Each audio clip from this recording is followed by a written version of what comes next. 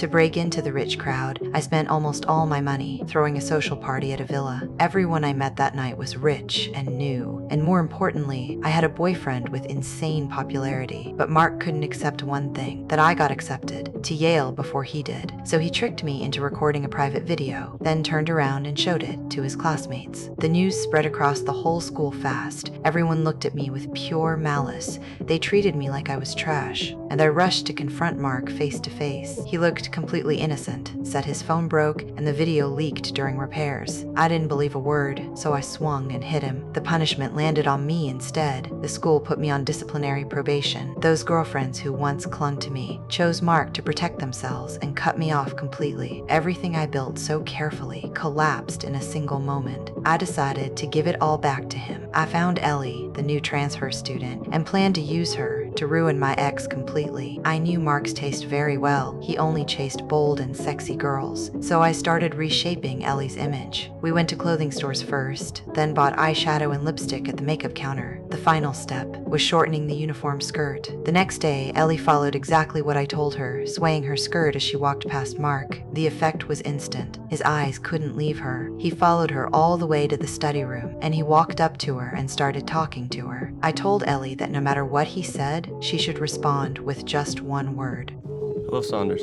Cool. I studied him at Yale. I just did their literary arts summer program. Cool. Do you say anything other than cool? So cool.